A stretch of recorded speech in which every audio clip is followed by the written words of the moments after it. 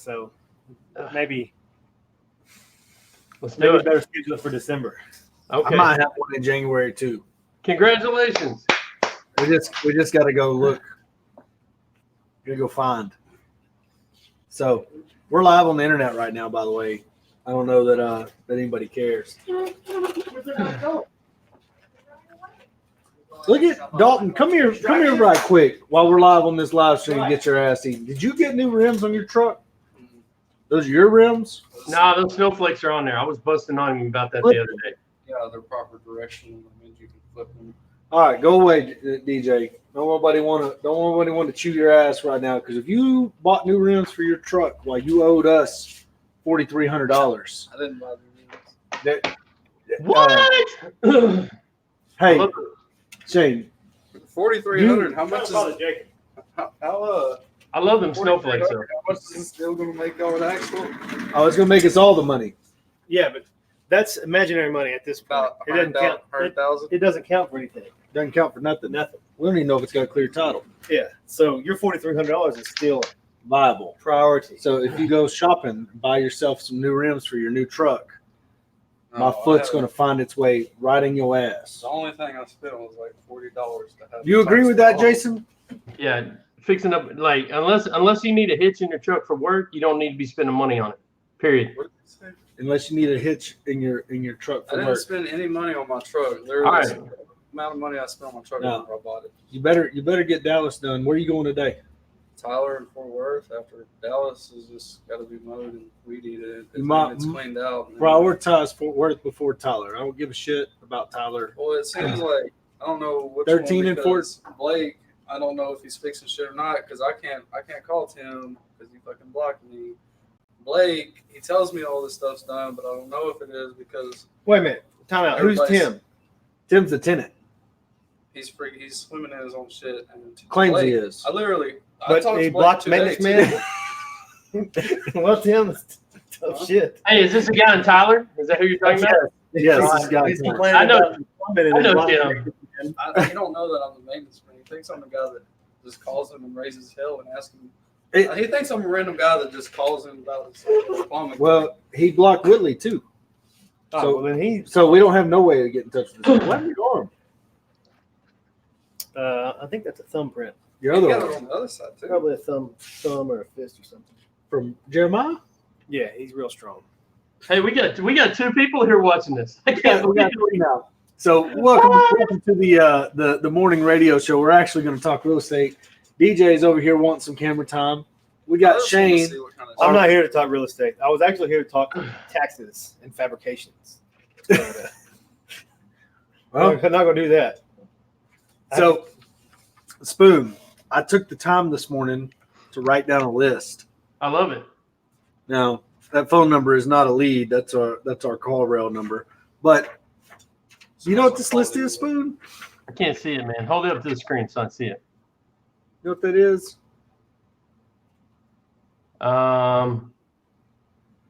It's got to be properties. It's not properties. It's money. Gotcha. So that's private money you have coming in right now at your disposal. No. It's even worse than that. On the left side of this private money, Shane's a mathematician. We got 200, 300, 100, 50, and 90. Like 740. $740,000 idle right now. Means And we got another 210 coming back. we need deals. Whew. We Well, need deals. You don't need deals. They need deals because you ain't doing them no favors just parking their money. Well, yes, but we do have some of this Because is if I earmarked. called, Yes, it's gone. I say, hey, yo, I need this these money. GBT guys are sleeping. Shane needs some work done. Working. I'll Or either. tell you what, it'd be $1,000. Blair Barger needs her I know. grass mowed. I feel like there's a hidden message there, and I'm confused by it, so I don't want to ask anymore. That's what I said. You want to know this? This I is don't. the funniest. I definitely no, do. It's the funniest story from the weekend. So Blair could not comment in Roughneck Real Estate anymore because her boyfriend would not allow her. Oh, well, that's. So- I mean, you're talking about orgy rooms and stuff on your post. Yes. So she was no longer allowed to speak in Roughneck Real Estate, he broke up with her this weekend, and she's like, "Hey, I got a funny story for her." So I automatically thought it was going to be because she spoke up in Roughneck Real Estate. It was not. It was because she didn't give him enough of advance notice that she was going to go to eat with her friend, and because she did not mow her own grass. She paid somebody to mow her grass. She makes like $90,000 a year as a pharmaceutical sales rep.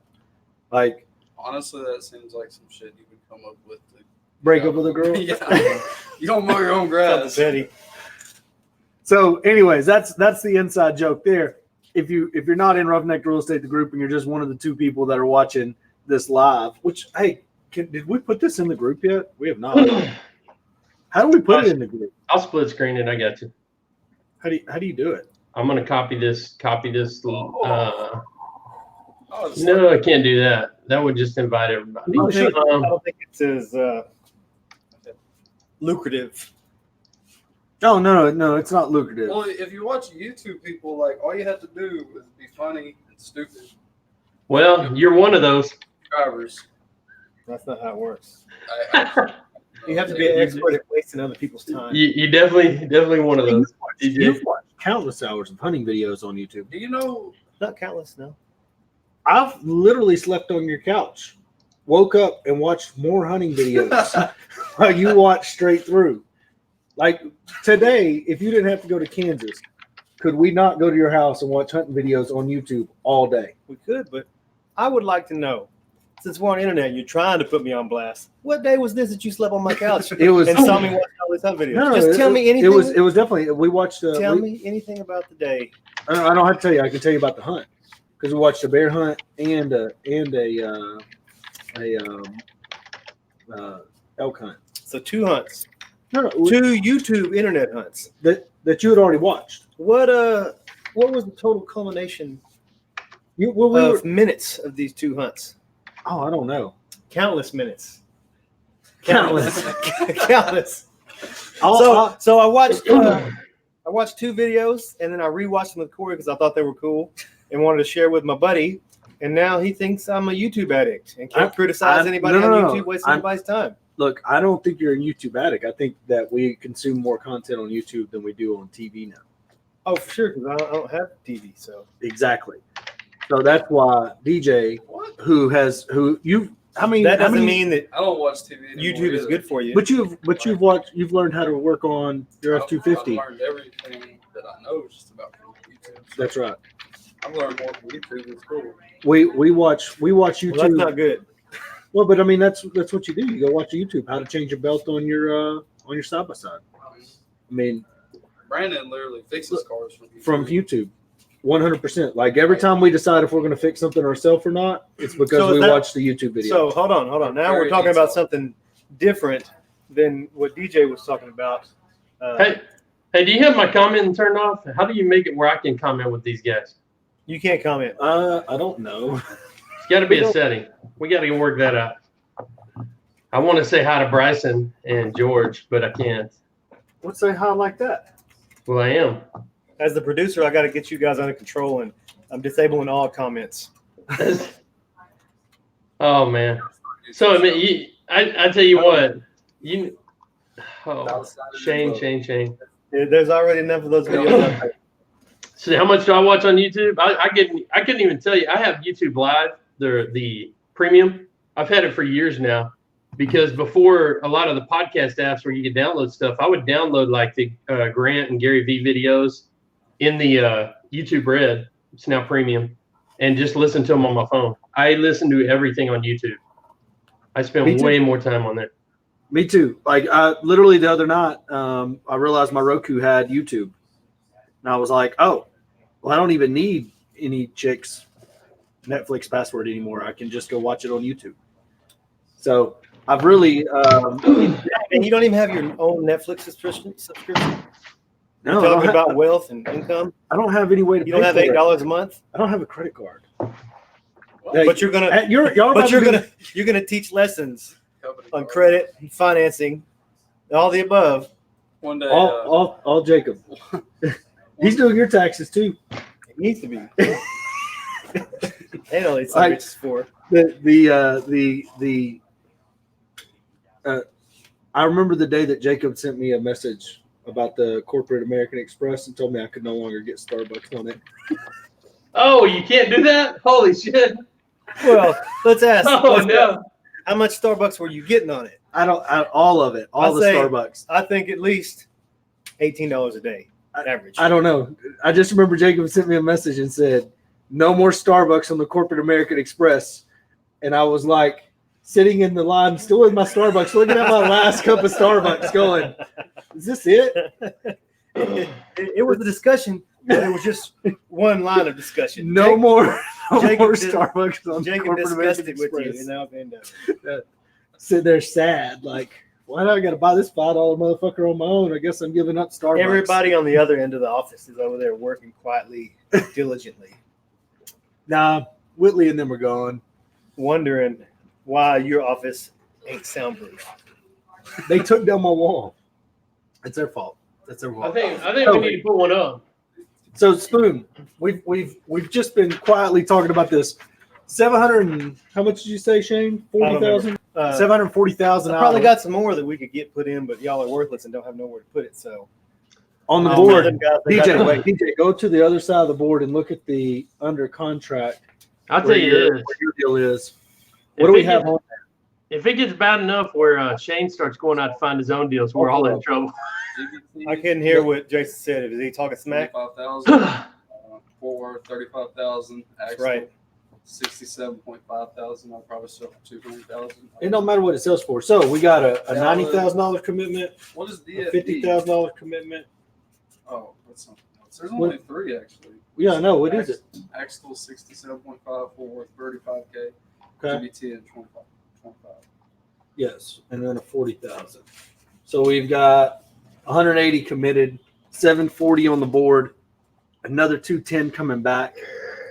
What, like, this is the point that escaped us. I was having a conversation with Chad the other day. Chad Doetry, I think he's the guy that started the Roughneck Real Estate Fantasy Football. You know what I'm talking about, Spoonie? Mm-hmm. You see him comment? I do. And I was talking about our business structure, and it literally blew his mind. But we found out about it by accident. Shane is a big reason why this business came this way, is because people just kept throwing private capital at us. I don't know. I don't have when people ask me, where do you find private capital? I don't have a good answer. So Shane, why'd you offer us money? Well, because I know you better than what your Roughneck Real Estate Internet brand described. So, but like whenever You know that. Hey, hold on. There's a lot to be said for that, because people think that Corey is just the brand that he is, which is literally just side sack in and the smallest G string you can find. He is a little more than that. Not much more, but he is a little more. And Well, no. Here's how you say it. Just as full of shit as he acts on the internet, but he also takes care of business, and yeah. Jacob's also involved. So no qualms giving. I mean, I think that's the big turning point. When people meet Jacob, they're like, "Oh yeah, I'm willing to roll the dice here. Let's do this." Well, I would roll the dice on Corey, but I've known him for a lot longer than all the people on the internet. So, But at the beginning of this, if we could go back in 2015 and start it this way, oh man, yeah, we'd be flush right now. We'd be fine. We'd be retired. We'd be what the gurus are pretending to be. But the truth of the matter is, we didn't. Even though we stumbled into this on our third or fourth deal, we didn't start implementing it. And what I mean by stumble into it is buy it, list it, and let the market decide what it is. Instead, we would always say, "Oh, we're going to keep this one for a rental, or this is going to be owner finance, or this one's going to be a flip." You know, what do you think? Like now, we're in the like refining stages where it's like, oh, we can't have another Pecos Court, we can't have another Euless, but even those two misses would be somebody else's home run. Would you agree or disagree? bye. I don't think Pecos Court has to be a miss. We could do what we had to do to make that thing bail and get out from under it. Same with Royal, our issue now, the one I'll be in dealing with Wednesday. none of them are misses until we take that L. Well, I don't Pecos Court. The problem we made with it is letting us service its debt, not letting it service its debt. I get you. Well, I think we should have. I think the moment all that stuff went south, we should have done the minimal flip we had to do on that one, or may have to do still, and I think it would have gone away already. Well, is it not move-in ready right now? I mean, it's move-in-ish ready. Not. It depends on what you think that is, and what we're asking for it. Could a tenant move in right now? Yes. Will they move in for what we're asking? Probably not. You don't think so? No. Well, I don't know. I don't know what we're asking, so that's probably the first problem. What put it in percentage points? Like, how overpriced is the rent? I think we should be at 66% or so of what we're at right now. So we should be at 66% of what we're asking. It's a third too high, man. Hold on. So we're probably like 8. We're asking 1,300, and I think we should be asking like 8 or 9. It's a 2-bedroom, 2-bath. I believe a 2-bed, 2-bath in that neighborhood is only worth $800 or $900 in that condition. I mean, the sides of the roof is open, like there's squirrels crawling in it from the sides. Stars at night. Well, not from the top. This is why we're doing this show right now, because like I completely disagree. Because whenever I drove into that neighborhood the first time, the very first rental I called was a ugly ass rental, renting for $1,300 a month, and it was a 2-1. It was renting. It was occupied. Like I called them and was like, "Hey, how much for rent?" And they're like, "That thing's already rented." And I was like, "How much were y'all asking?" And they said $1,300. So That's not $1,300 that we're asking right now. And it's like when you drive into Pecos Court, you have to drive by it every time to get there. Well, so there's two things that we did there. One, we know like it doesn't really matter. I should have had the cleaning ladies going back there multiple times. That thing's filled back up with spiders, filled back up with dust and stuff like that. That's a miss on me. I've got them going by this week. I couldn't get them by any quicker. It'll rent eventually. Somebody will rent that thing. No, you don't even know why it hadn't rented. Oh, I know why it hadn't rented, because they can't get in. They stopped the whole freaking. They stopped the whole freaking show this weekend. The HOA won't let nobody in. That's the only reason why I hadn't rented, because we can't get anybody to show it to them. Nobody, either you or me or Cody has to go get them and take them in, because the gate won't let them through.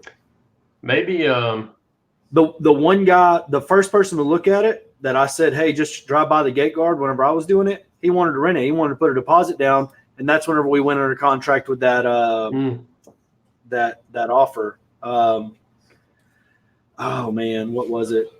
Anyways, one of the offers that fell through. So the very first person that looked at it wanted to rent it. That's why I'm like, we're way far apart on our opinion of that property. Way. Maybe. I'm wrong about a lot of this stuff, and Corey has a lot more experience than I do in this. I've got a few flips under my belt and a few wholesales, and in comparison to what Corey and Jacob have done, it's not. I don't have the background. Let's lay it out. This is what we do right now. Right now, this is how we've refined this. Okay, I don't have a screen to share, or I wish I had some slides. I didn't know we were going to have this capability. We literally signed up for this at the very beginning. But what we do right now is we take a property, we purchase it at what we believe is around 30-40% of ARV. We don't really put a rehab budget on it from a flip perspective, only a rent ready versus owner finance.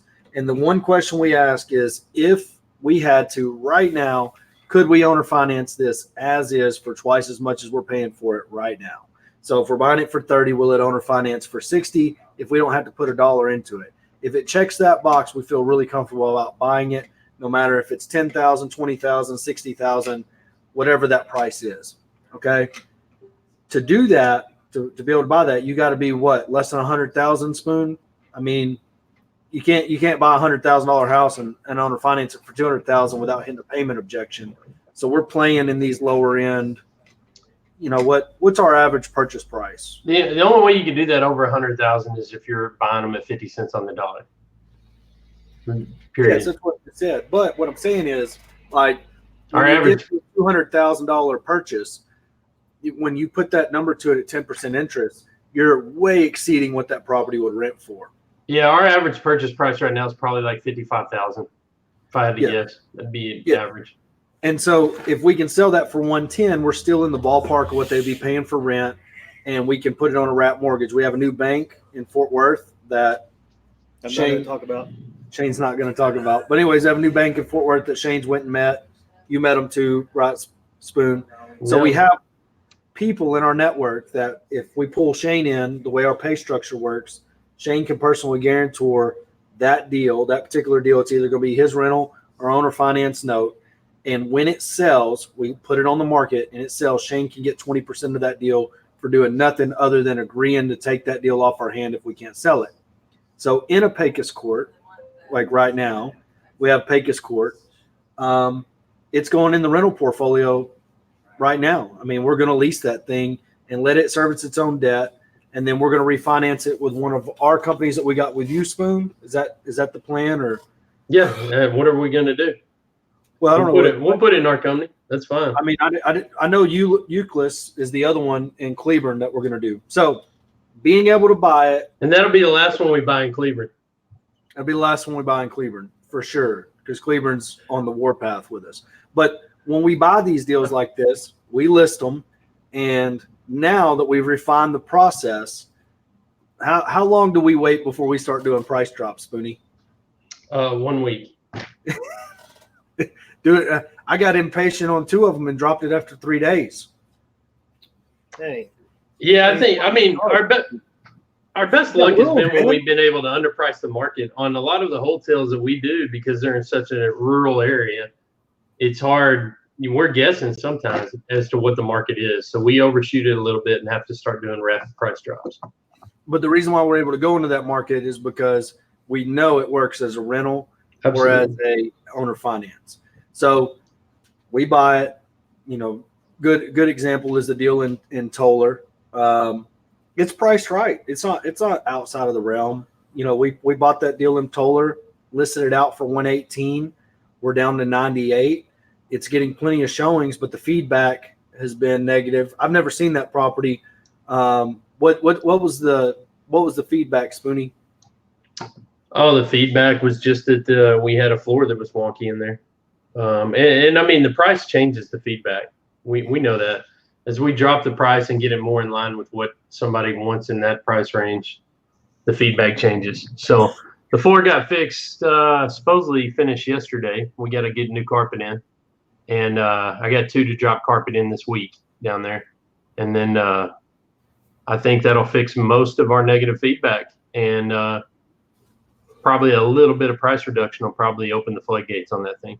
And let me show you the numbers on this, because we got 60,000. So 60,000, and I divide that by 0.7.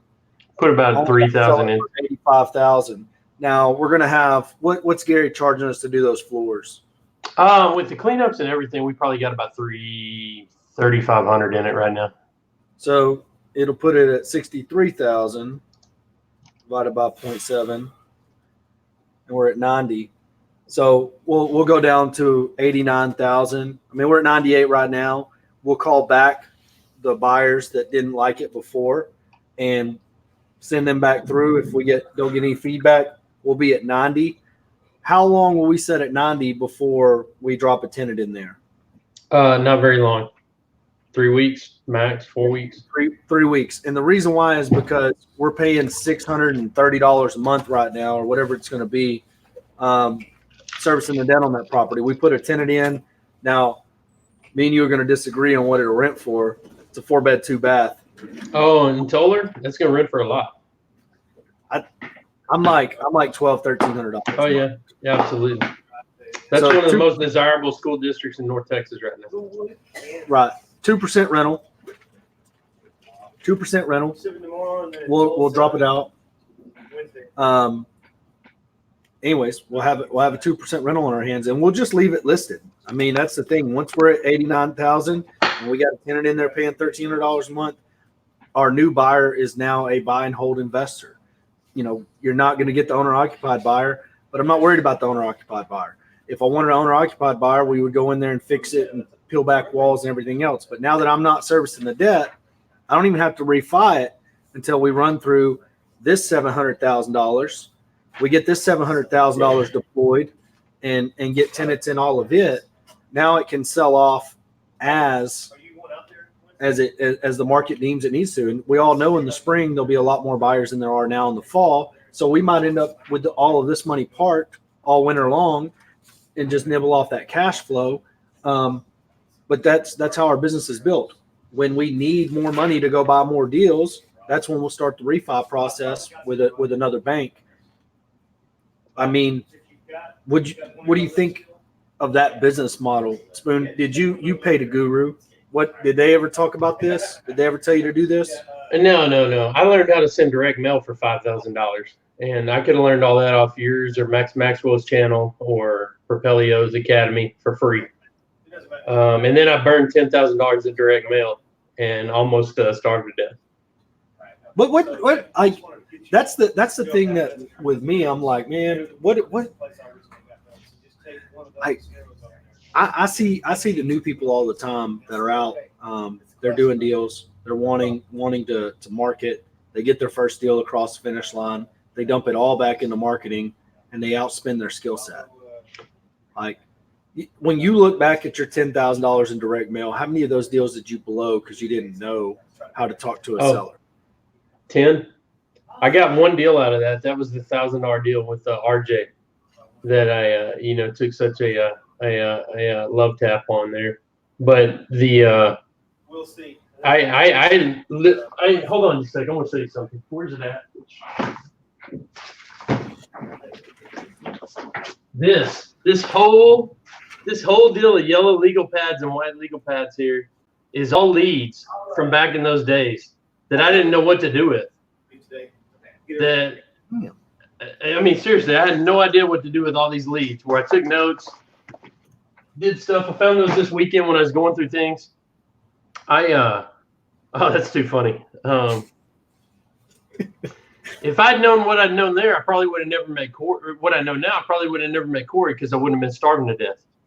I can name a couple of deals. I had a lady begging me to buy a house. Just beg. They're like, please just make us an offer. My truck's broke down. And I'm like, I'll give you $20,000 for the house in the 4 acres in a city around where I live. It's craziness. Like, this was acreage in town, Corey, in town. And they're like, yeah, but isn't it worth like 60? And I'm like, no, because I was scared to put my name on a piece of paper. I didn't even know if I could sell it. Now, the house was the 1920s, unlivable, needed to be completely fixed up, but it was dry. It hadn't been penetrated by water yet. So somebody knowing what I know now, I would have bought that. I would have stuck a sign in the front yard for that that said owner finance. And I would have sold the house off. And then I'd owner financed out the back half as a separate deal. Or I'd have sold the house to pay for the deal and then owner financed out the rest to make cash flow or sold them separate. Like, it was crazy. Now, this thing was right across from a trailer park. It came not only with that house, but I could have gotten another mobile home across the street on a lot in the deal if I just upped it to like 65 and I was scared at the time. I actually pulled that lead and put it here on my desk. Probably going to go run that down and go talk to him next week. Really? See, and I see so many people talk about scaling and everything with our business model, with the private capital being the key, the lifeblood to the business.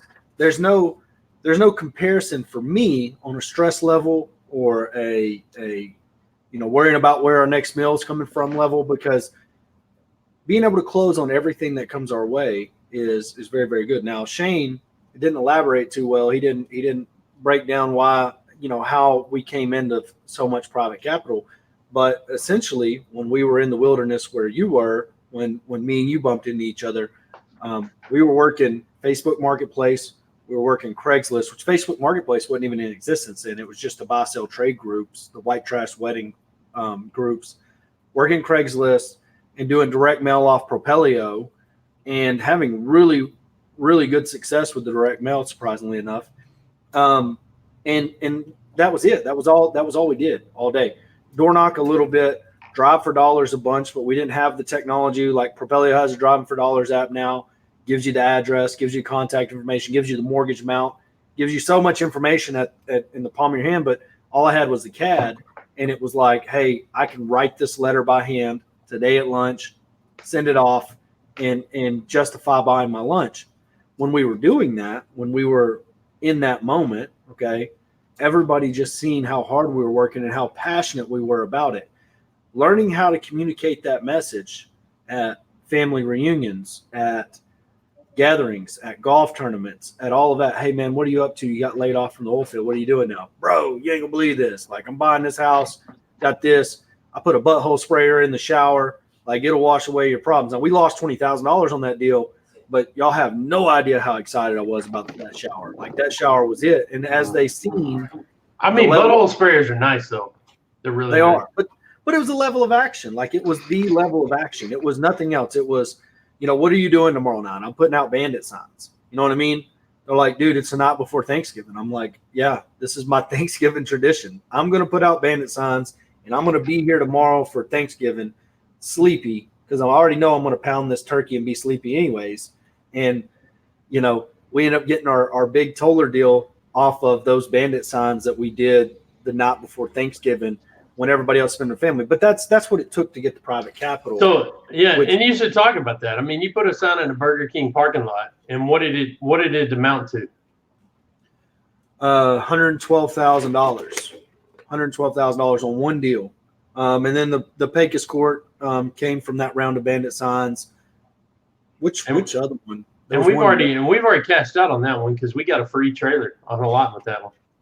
Yes, we made $23,000 or $20,000, whatever minus closing costs. We've already made money on that deal. That's the other thing about Pecos Court. We're only in it at like 52, so renting it for $1,300 a month. Even if we own that, even if Emory owns that thing, like, what are we going to be upset about? You know what I mean? So that's the kind of stuff that whenever I think about our misses. I mean, there are people out there that are so stuck in the Metroplex and having to be able to sign that contract that if they could shift their mindset from making the connection with other wholesalers and other investors to, you need to make connections with private money. You need to understand money.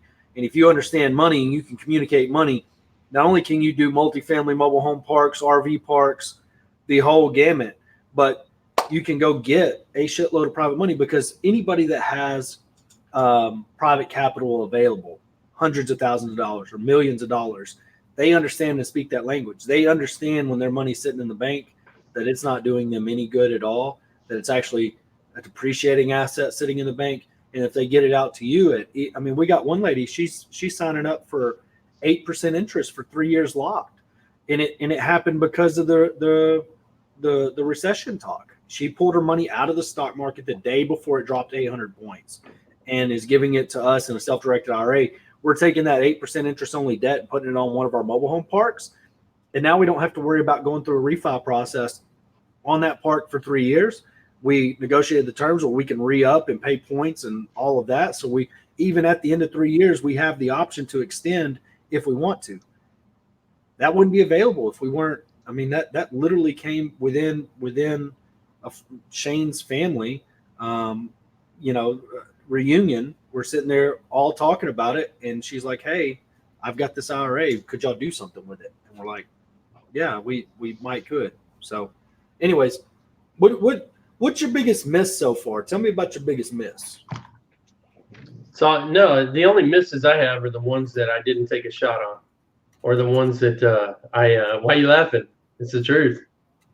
Or the ones that I was too scared to make an offer on that I did take a shot. Like one of the biggest problems when you first get started here is you're always worried about putting your name on that contract. Now, we got a couple of guys right now that are new. They're involved here. Corey invited them off some crazy internet contest he put together. He's always telling me, you brought these guys in, but I brought one of the three in. Two of them he got out of an internet contest. What's that? I said that's true. Yeah, but my point is, one of them specifically, I guess I brought in another one, so we got four guys. But two of the ones I know of are specifically worried about putting their name on a contract, and that's what I was worried about on that deal I just talked about, where I had a house. Because you get in groups, bigger groups on Facebook, and you listen to, well, if you can't close on it, you'll get sued, this and that, and all the other stuff. Everybody's worried about the legalese of it. When the reality is, I didn't have anything. I was starving to death. What were they going to do to get my Tundra that needed a new front end? Like, there was nothing to go for there. And I'm not saying go out and just lock up stuff that you can't close on. Have a plan and be honest with people about your intentions. But you should, if you're scared to make a move in this business, you'll never get anything done. And I think that's where all my biggest misses have been, was at the start where I didn't do stuff. Now, even in, so let's take the Royal House, we'll just call it that. It is literally a castle. It's a royal house. This house, we bought it from a wholesaler. Right. But this was Corey calling me and say, hey, we're buying this. And I'm like, are you sure, bro? They don't want us over there. This is gonna go bad. And he's like, fuck you, you don't know what you're talking about. You're full of shit. You're making this up, Witherspoon. Turns out I was right on this one. They waited till the day. It doesn't matter. But the point is, that's not a loss, and it's not gonna be a loss. Because we still have so many outs. Even if they made us scrape this house, we can go in there. It's a 1/4 acre lot. We can bust that up into 2 lots that'll owner finance right now at $12,000 a piece. We could go in and put single family homes on there. I can build those. That ain't no problem. We could drop a couple of homes in there and unbury. So there's so many outs, and that's where people are scared.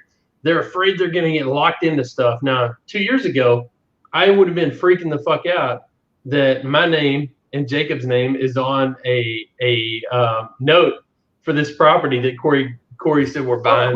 Hold on. You're missing. The underwriting on this deal was it was rented for $750 a month. Yep. Yeah. And it was 2% rental. Rent, and then she let the electric. She didn't pay her electric bill. They pulled the meter, and now the house has to be brought up to today's living code to get the electricity back on. Oh no, the meter's not pulled. They were waiting. The code enforcement let me know that they were waiting. I mean, they go through that area every day, and the moment they said it looked like it was abandoned, like there was trash in the yard too much, they went over and read the meter, and it said open on it. Like, so the meter's still there. They said, oh, power's pulled, bam, done. So none of that matters. It was underwritten as a 2% rental, and he's absolutely correct. It is a 2% rental, given what we were told about it. Now, it is what it is. We could have done our own due diligence. None of that. I could have done my own due diligence. Shit, that's on me too. I'm not putting this on Corey. It's you've got to go. If the city doesn't enter, okay, city doesn't enter and make all these wacky rules. Buying it for $28,000 and owner financing it for $60,000 is still in play. Yes or no? I mean, that's a $600-700 a month payment. Yeah. So now that might still be in play. You just got to disclose, hey, you're going to have to go put new windows in it. You're going to have to do this list that the city has to do. Here, you can still owner finance that deal as it sits. We don't know the implications or outcomes yet until you go meet the city. And ultimately, even if we got to put, what do you think it'll take to get that thing up to today's code? 20?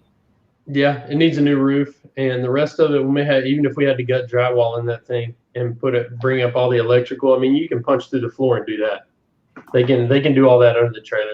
There's plenty we could do there. I think 20 would get it done. We could still unbury ourselves. That's my point. Even with the purchase price, that in that neighborhood, that as a redone big ass double wide, like a large house, is now a $75,000-$80,000 house all day, every day. Right. And I mean, honestly, like I said, I mean, I'm not.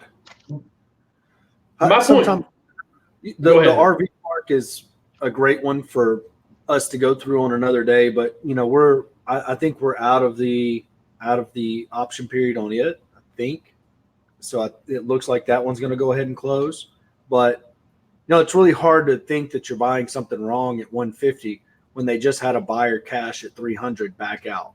You know what I mean? A real buyer, not an investor, wholesaler. You know what I mean? Like somebody that wanted to go in there and do it, but couldn't get the financing in order to be able to borrow the money they were going to need to build the convenience store, whatever their grand plan was for it. So it's hard for me to believe that one, that they would take a 150 offer, which goes back to the cutting it in half. Doesn't always get you in right. You know, they wanted 300. What'd you think of making that offer? So they want 300 for an RV park, and they just had a buyer lined up. Spoon standing there in front of them, and we'd already agreed to buy it owner finance at 300, which thank God that didn't happen.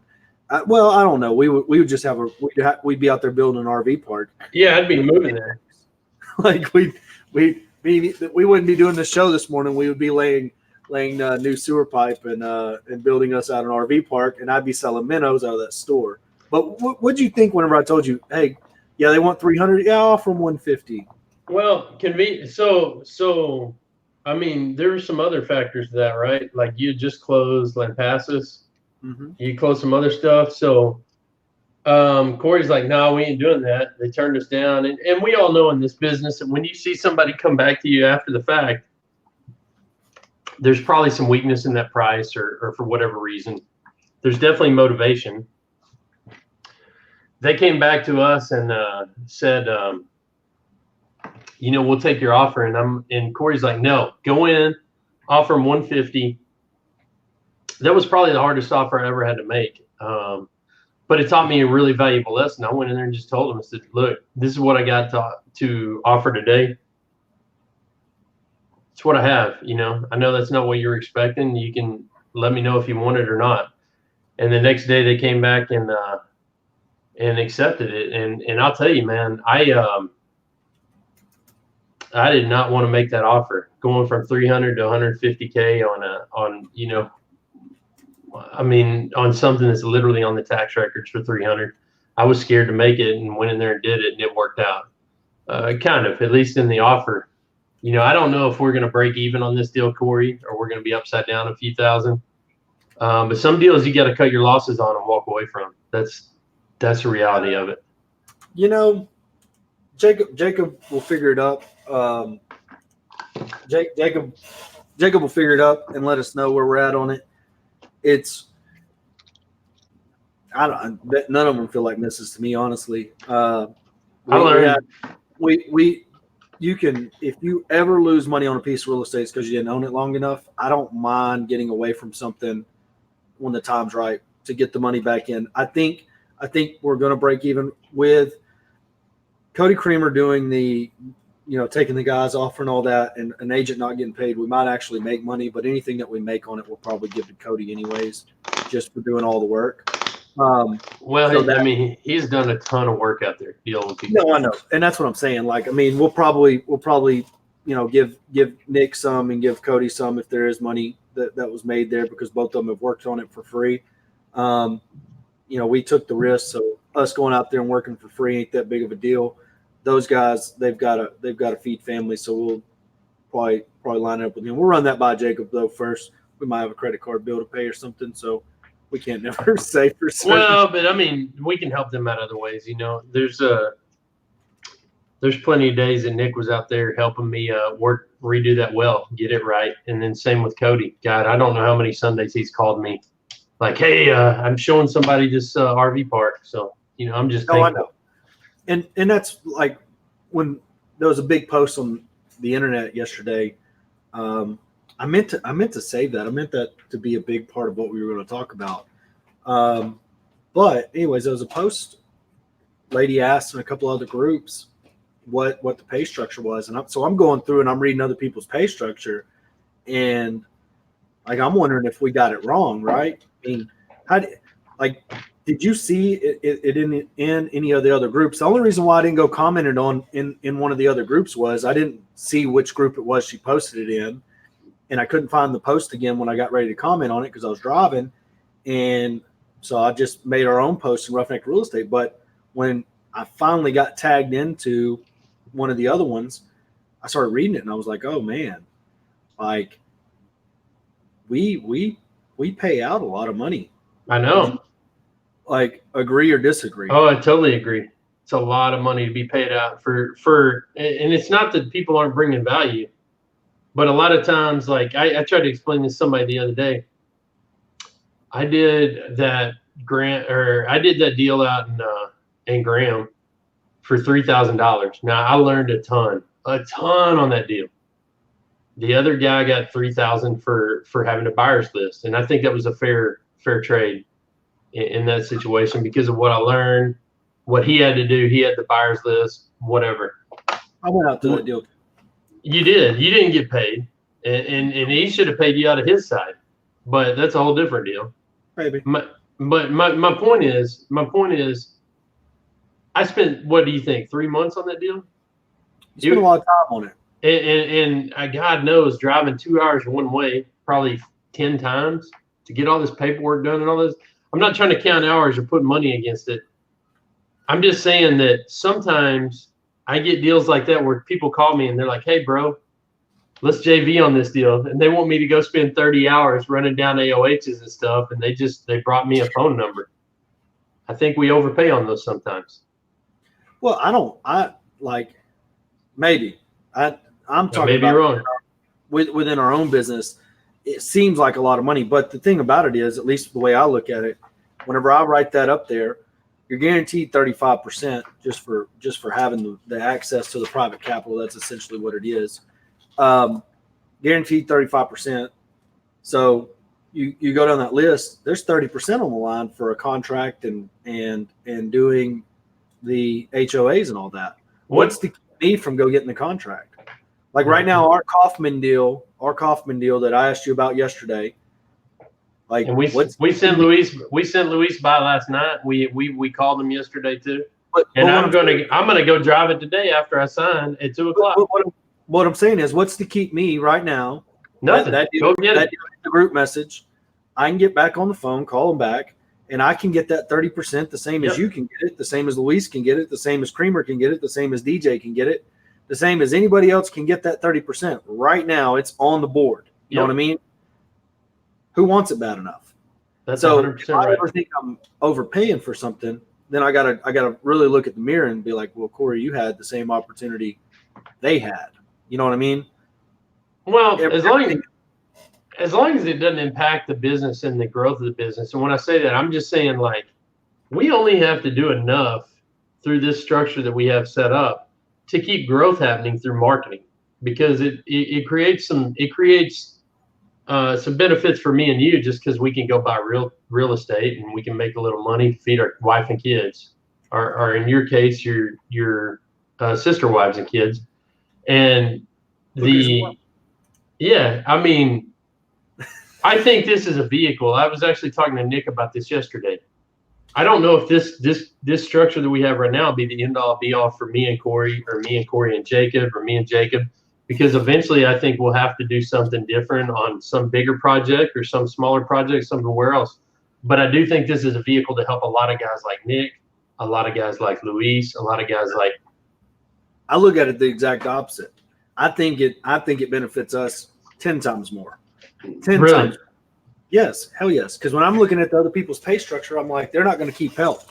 Oh yeah, I didn't see any of that thread, by the way. Oh yeah, they're paying like 10% of the gross profits, and then they got this sliding scale where if they do 100,000 in a month, then maybe you could get 12%.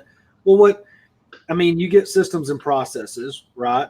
So you get systems and processes. You're going to bang this driving for dollars list. You're going to bang this water shut off list. You're going to bang this tax delinquent list. So you're banging all these lists, creating all this opportunity, dropping it into a pit for guys to compete for 10% of total profit, right? So one, your overhead is a lot more. That's why you need to take a lot more of the money, right? Yep. You need to take a lot more of the money because your marketing expenses are crazy, because you're having to bang so many lists. You're having to pay for a CRM. You're having to get managers to manage people to make sure that they're going to call back the leads. They're going to, you know what I mean? Like, oh man, this lead was warm maybe 2 weeks ago. You know, has anybody touched that lead this week? So you're paying for all of this overhead, and then giving the guy 10 or 12%. Well, when he sees the $100,000 check comes in and he gets at max 12% of it, what do you think he's going to do? No, he's going to leave, because he's going to be like, I can do this and keep all that money. Yeah, like, you know what I mean? Like, I don't have to deal with this dude banging, because they're not bringing enough value to retain that person long term. Where with I mean, look at our relationship. How long you been working with us? 2 years.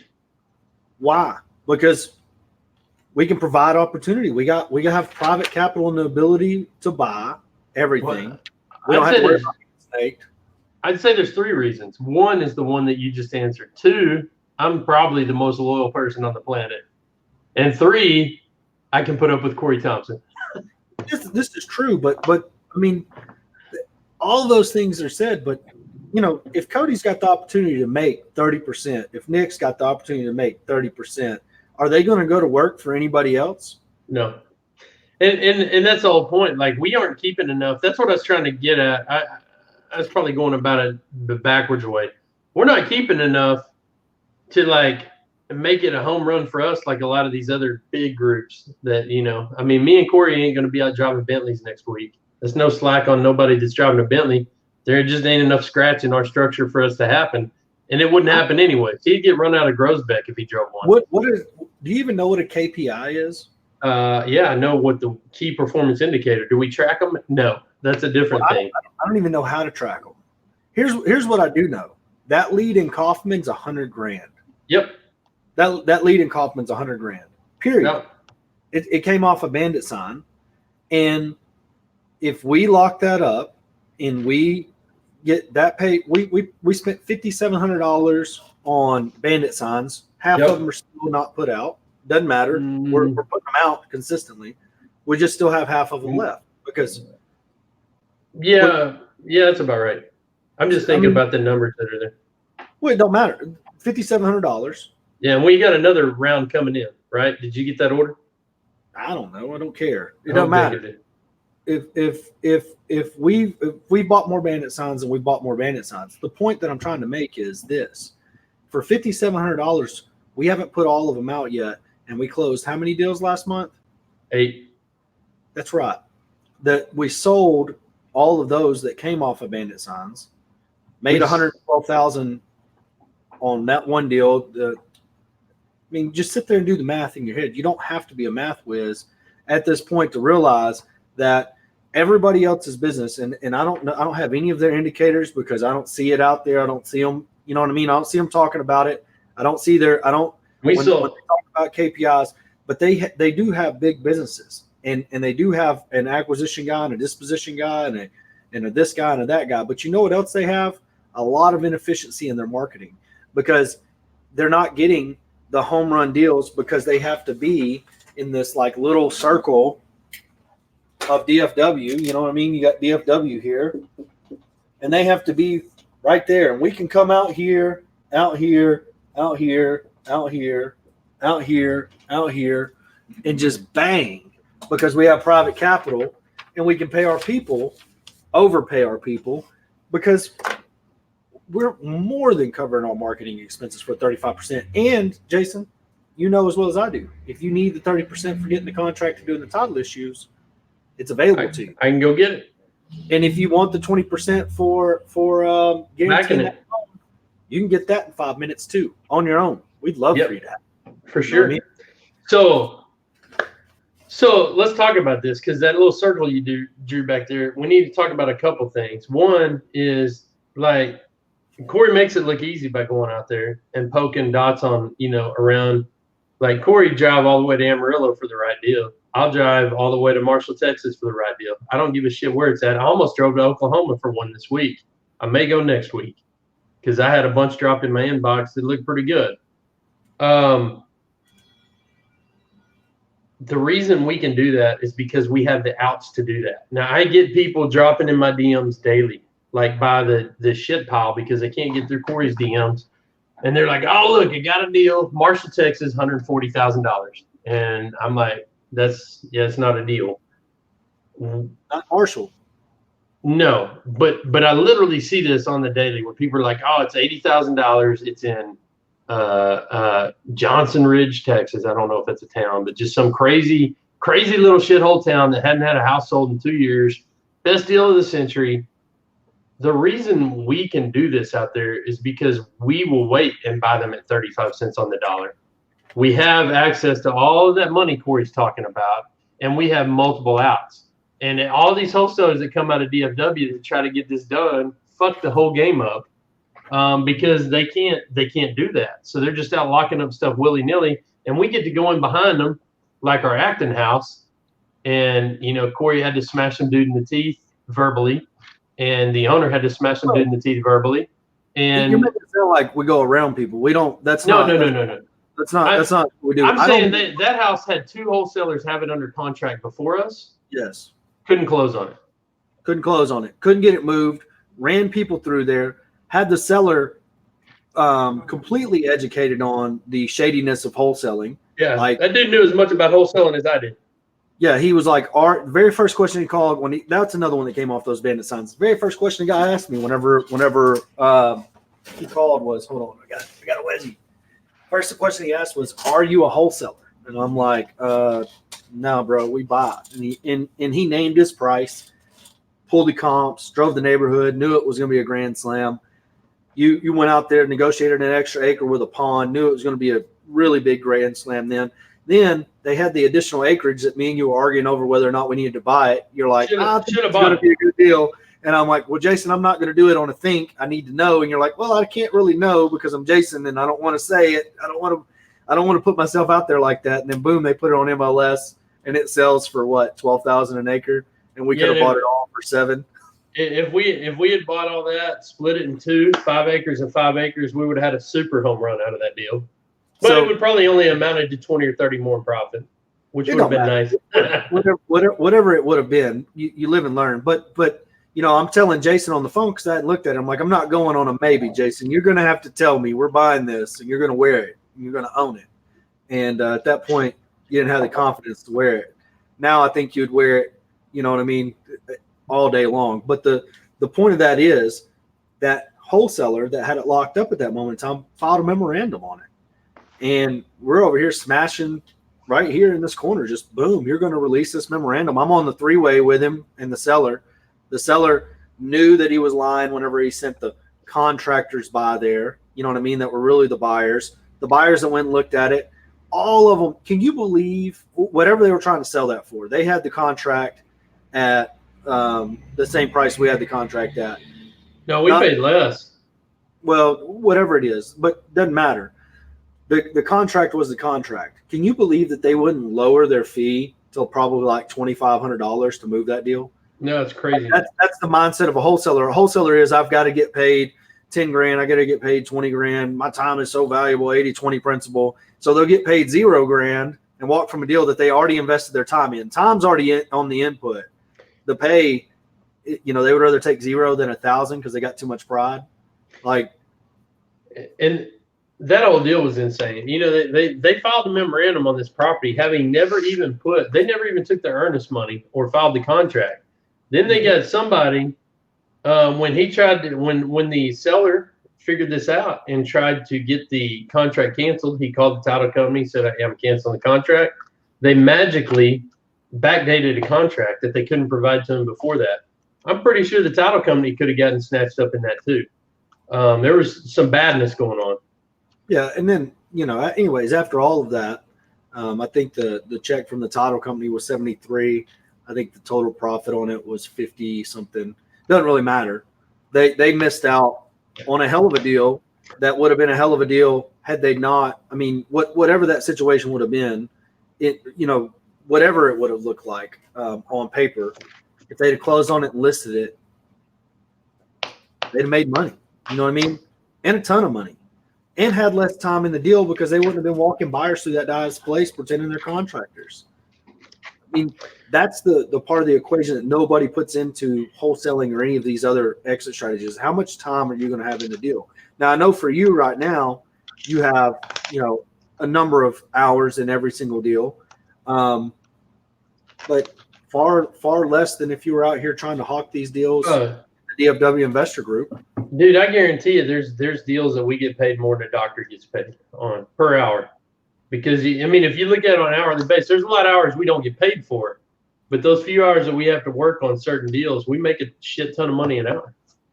What did we close on our Fort Worth property on Friday? Is it still? No, we're waiting on a MERP certificate, so that'll close this week. Did we sell Athens? I close on it at 2:00 today on the backside. He closes at 11. Okay, so Athens will close. What's the HUD say on it? I don't have it in front of me. But I mean, it's going to be a legitimate $5,000. Maybe prorated tax is probably going to eat up some of that. Yeah, and he's he was paying all closing costs, including ours. Right. No, I get that, but the prorated taxes are going to come out of that. Yes, but we've only had it for a month, so it ain't going to be much. Prorated taxes for the entire 9 months of the year. No, no. Now, the taxes in Athens probably not that much. If it was October, if it was already October, the tax certificate would come out and they would actually pay the taxes out of it. Instead, they're just going to give the seller a credit for it. But that'll lower that $5,000 down. But the point I'm trying to make on that is Luis has a lot of time in that deal. Luis does. How much time does Jason Witherspoon have in it? I drove out there one day to make a video and fiddle fuck around with it. Yeah, I've also only been there once, and it just because I happened to be driving by and wanted to look at the outside of it. Now that deal in and of itself, it pay a couple of grand, but I mean per hour, it don't get much better for Jason Witherspoon and Corey Thompson than to do a little deal like that every single week. So I'm looking at the HUDs right now. For that 1,032 for the taxes unpaid by, let's see, and a grand total of $2,627. That's profit on that deal. Well, that's not profit because we probably got some expenses that come out of that for sure. But that little deal on that, and that's a lesson for you, Spoonie. When a guy says, anytime you're doing a wholetail, and this is the gold nugget, I don't know if I can throw a gold nugget on the screen, but anytime you're doing a wholetail and somebody else comes in, so this particular deal, we were trying to owner finance for 60. We had a buyer lined up with 10 grand, disappeared. Had another buyer lined up. She saw it and disappeared. Do what? She was a single mom. She just wanted something moving ready. Disappeared as soon as she saw it. It needed a little work. Okay, so whatever the situation was, we had a couple of owner finance buyers, marketing it kind of heavily, but not really. Luis was doing it. When this guy shows up and offers us $35,000 cash, and we get to get away from it, we really only did the deal to take a chance for Luis. You know what I mean? We knew that we potentially were going to own a rental in Athens, Texas. We were okay with it. It was a 3-2 brick. If we'd have went in there and made it ready, that thing would rent, and it would rent well. So we knew that going in. We paid what, $28,000 for that? $28,000. That's correct. Yes, but borrowed $30,000.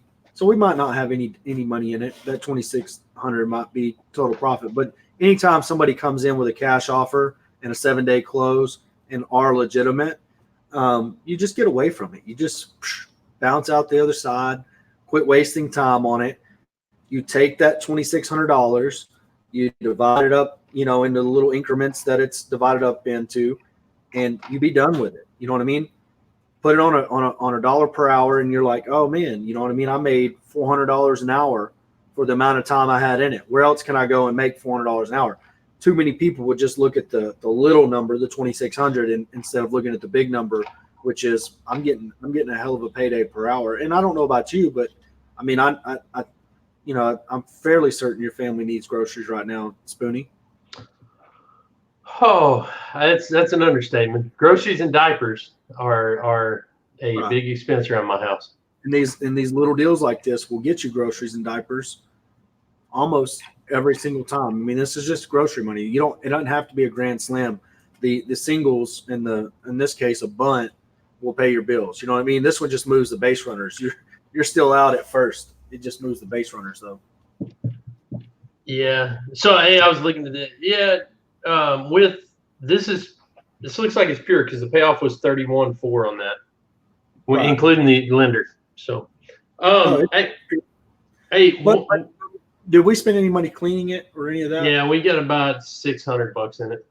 Right. So, but I think we borrowed 30 at the beginning.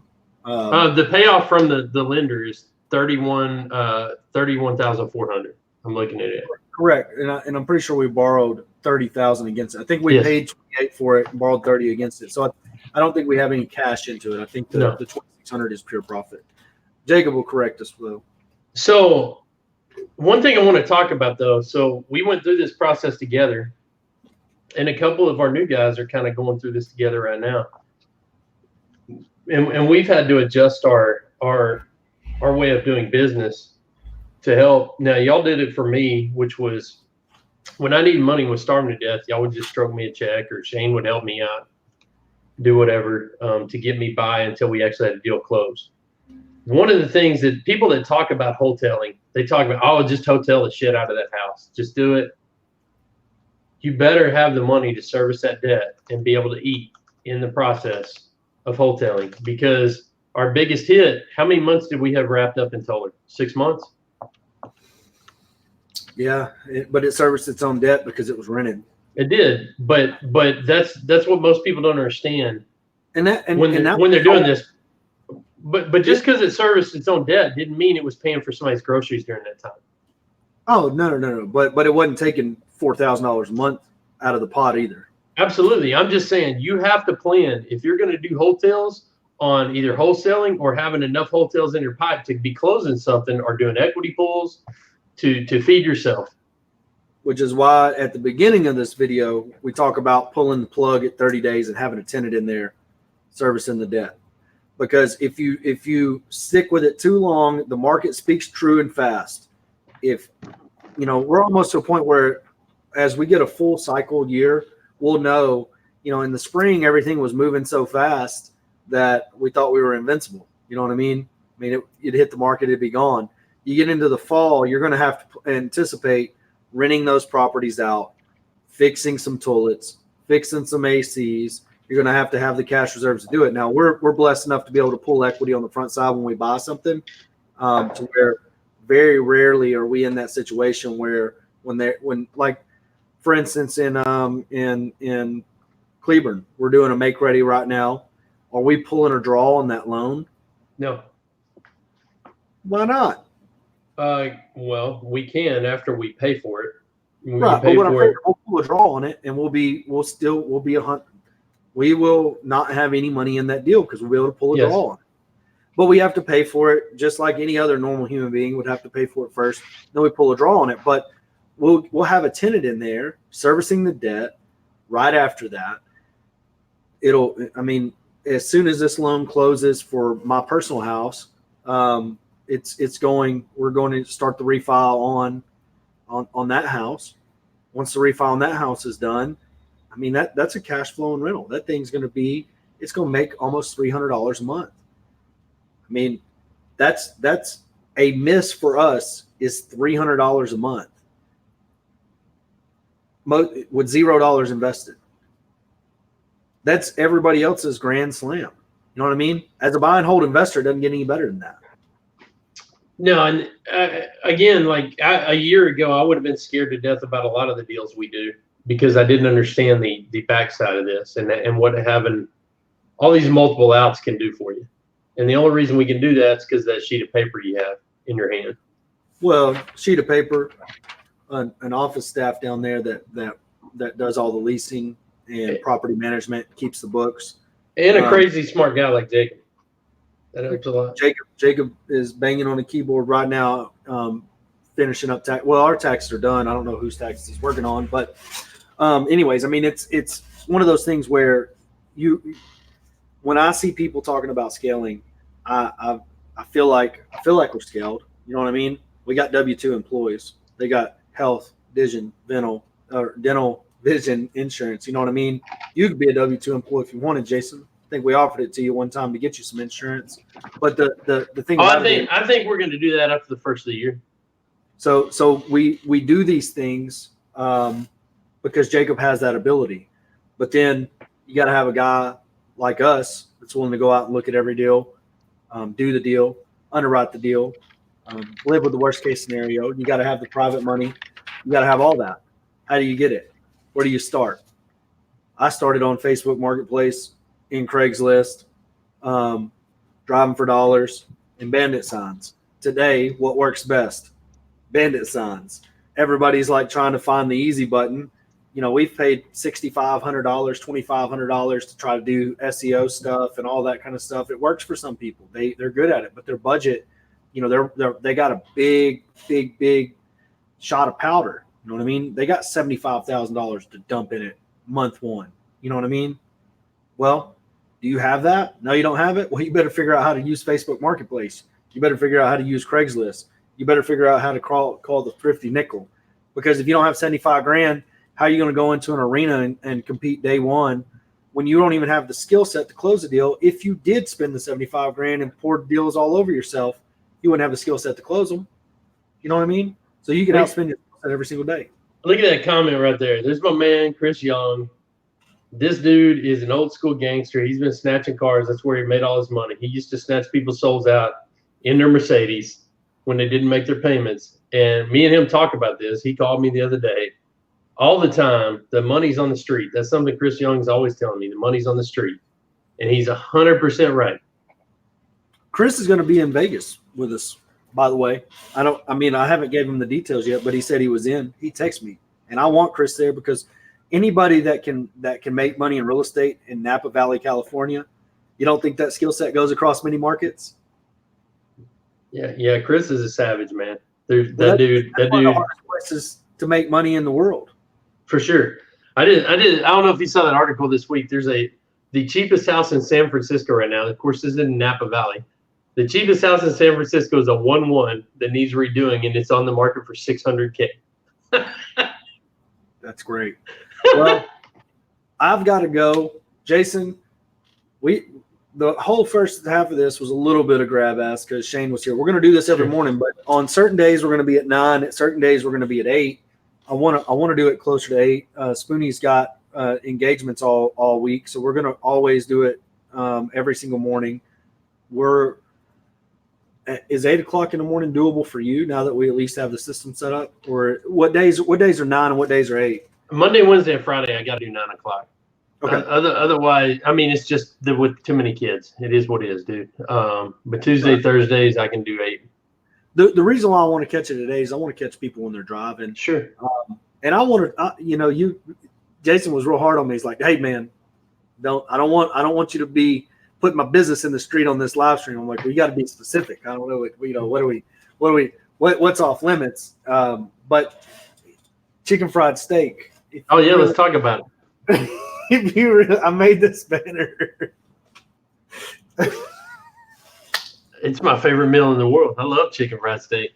The worst argument me and Spoonie have ever had in 2 years of working together is over whether or not he should be eating a chicken fried steak.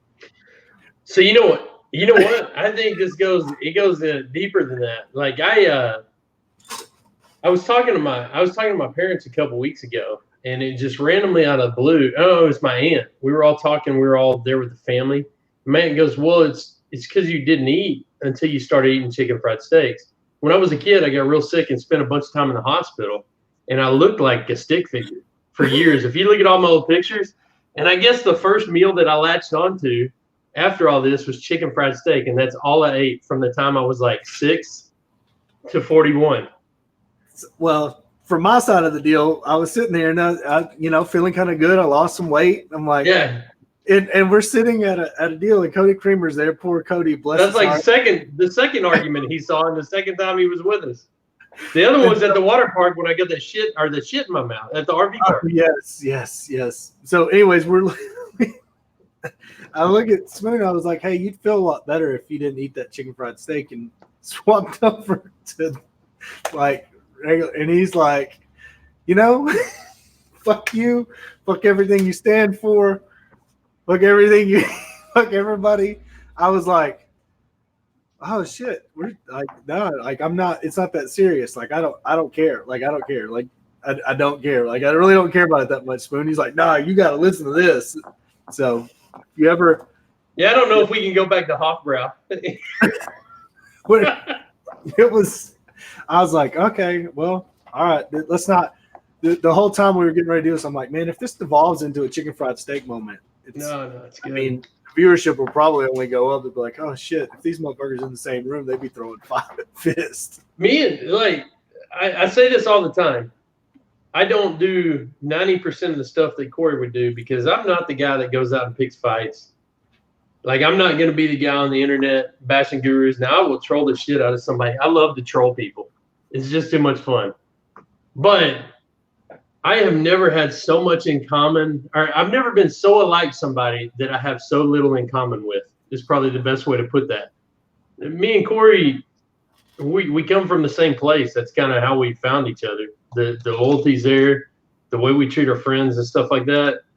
But at some visceral, like lizard brain level, we almost have the exact opposite response to every problem. Yeah, no, I wouldn't do that. And that's okay because we get in some pretty good dust ups as far as verbally. But then we go on about our life, and I think that makes for at least a funny existence. Poor Cody. Cody showed up in a suit and tie that day, looking all fresh. That day that I got all that shit in my mouth from the RV park.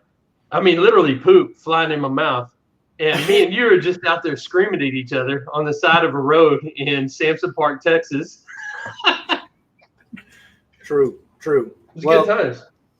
Tomorrow morning we'll be on, get him to school, and we'll be on at 8 o'clock in the morning. Try to get some drive time. I'm going to put together some stuff. I'm going to run it by you, Spoonie. We'll break down some deals tomorrow. I got my whiteboard in the background. I got these fancy buttons where I can take Jason off the screen. I love it. Jason off the screen. I even got this shared screen button right here. So if we needed to run CMAs, we could run CMAs live. And you're going to bring in guests too, right? Yeah. So yeah, I mean, absolutely. I want to get Creamer on here. I want to get you're going to need a guest for Wednesday. Do what? You're going to need a guest for Wednesday because I'll be in court. That's right.